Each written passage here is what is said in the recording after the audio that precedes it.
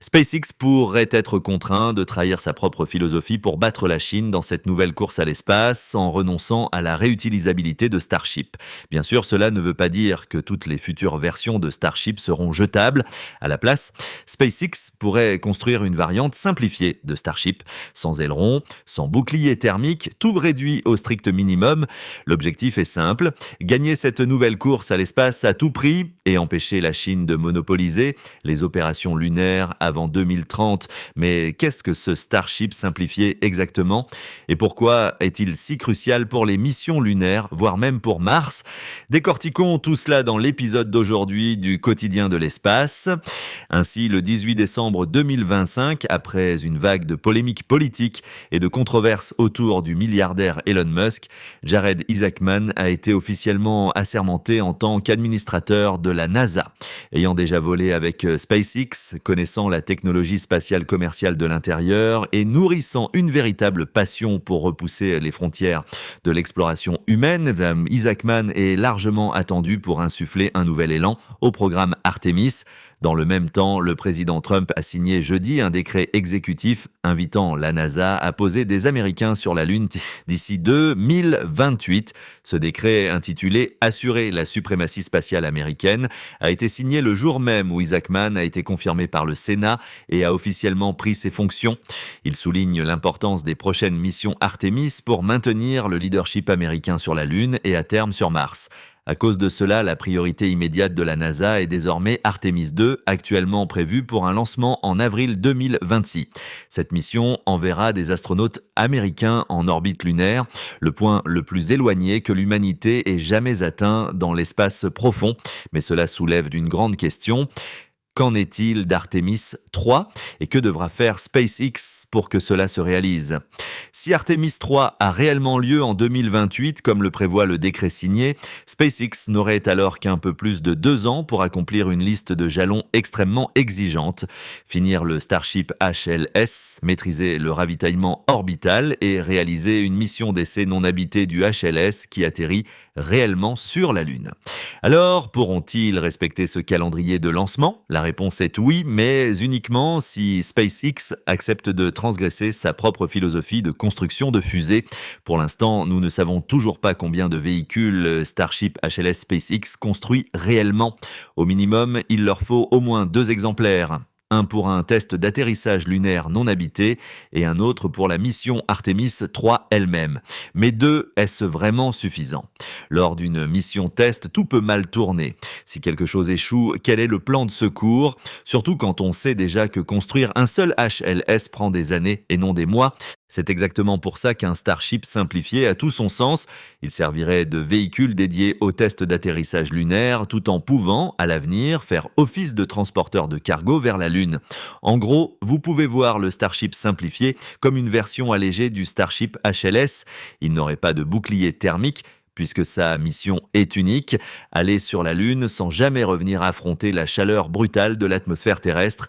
Il n'aurait pas non plus ses immenses ailerons, car les atterrissages lunaires dépendent principalement du Reaction Control System et des moteurs Raptor.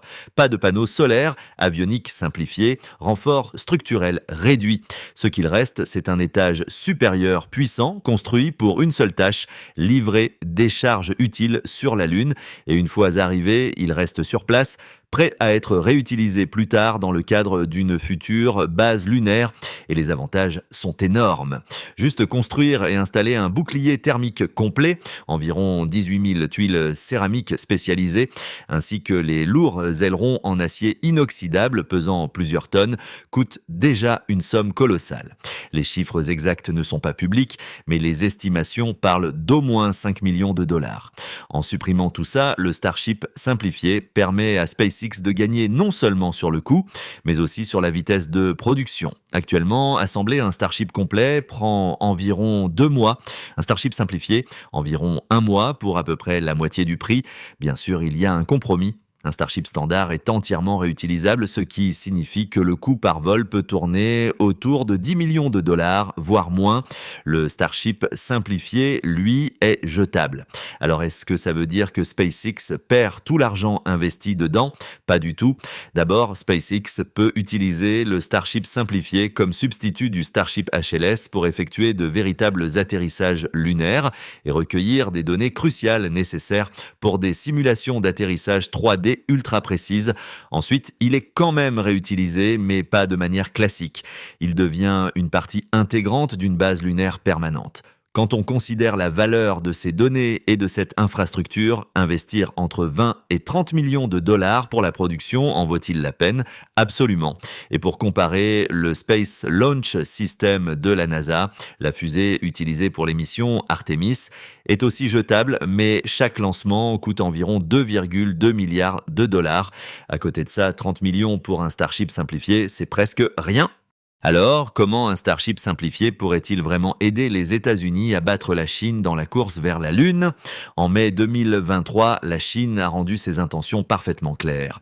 Lors d'une conférence de presse, Lin Xiqiang, directeur adjoint de l'agence spatiale habitée chinoise, a confirmé publiquement que la Chine prévoit d'envoyer des astronautes sur la Lune d'ici 2030. Avançons un peu plus de 2 ans et la Chine a déjà effectué plusieurs tests de son atterrisseur lunaire Lanyu.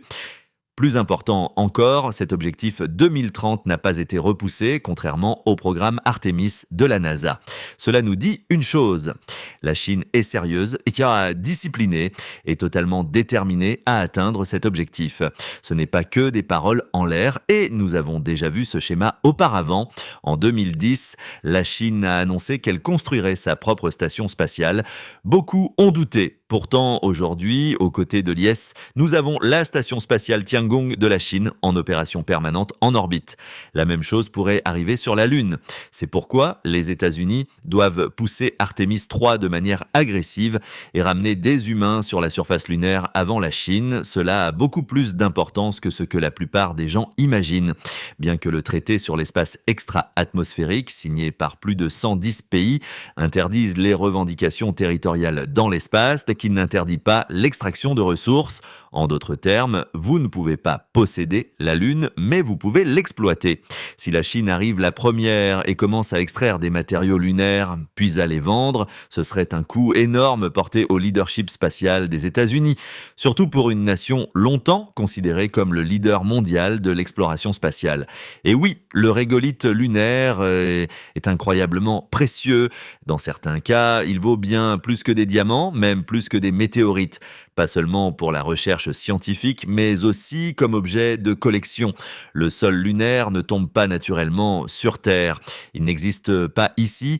Si la Chine contrôle l'approvisionnement, des centaines, voire des milliers de milliardaires dans le monde se mettraient en file pour l'acheter. À ce moment-là, la Chine ne se contenterait pas de s'enrichir, elle obtiendrait une domination à long terme. C'est là qu'intervient le Starship simplifié. En réduisant le Starship à l'essentiel, SpaceX peut accélérer de manière spectaculaire les tests d'atterrissage lunaire non habité, collecter plus rapidement des données réelles cruciales et augmenter significativement les chances de succès d'un atterrissage lunaire habité. Et c'est exactement ce dont Artemis 3 a besoin. Un système fiable, éprouvé, prêt pour un atterrissage en 2028. Ensuite, au-delà des tests d'atterrissage lunaire, cette version simplifiée aide aussi SpaceX à relever un autre défi tout aussi difficile, le ravitaillement orbital. Le Starship doit se ravitailler en orbite pour atteindre la Lune, car lors d'un lancement unique, il ne peut atteindre que l'orbite terrestre basse avec suffisamment de carburant pour un retour sûr et un atterrissage contrôlé. Pour aller plus loin, il doit remplir ses réservoirs dans l'espace en utilisant plusieurs vols de ravitaillement par des Starship tankers, et c'est là que les choses deviennent vraiment compliquées. Personne n'a jamais transféré de propergol cryogénique en microgravité auparavant. Le méthane liquide et l'oxygène liquide sont stockés à environ moins 160 et moins 183 degrés Celsius et ils s'évaporent constamment, même à l'intérieur de réservoirs isolés. En microgravité, le liquide ne se stabilise pas au fond comme sur Terre. Ils flottent de manière imprévisible. Gérer la pression, les débits, la ventilation et le contrôle thermique tout en transférant du propergol entre deux vaisseaux se déplaçant à environ 27 000 km par heure est un véritable cauchemar d'ingénierie. SpaceX ne sait même pas encore combien de vols de ravitaillement seront nécessaires pour une seule mission lunaire. Les estimations varient entre 8 et 16 lancements. C'est exactement pour cela qu'une démonstration en orbite de ravitaillement en direct utilisant un Starship simplifié, potentiellement dès juin 2026, est si cruciale. Elle fournirait à SpaceX des données réelles et leur permettrait enfin de planifier les futures missions lunaires en toute confiance. Au passage, nous sommes une toute nouvelle chaîne. Si vous aimez cette vidéo, n'oubliez pas de vous abonner pour découvrir encore plus de contenu passionnant. Nous visons les 1000 abonnés. Merci à tous pour votre soutien. Au passage, nous sommes une toute nouvelle chaîne. Si vous aimez cette vidéo, n'oubliez pas de vous abonner pour découvrir encore plus de contenu passionnant. Nous visons les 1000 abonnés. Merci à tous pour votre soutien.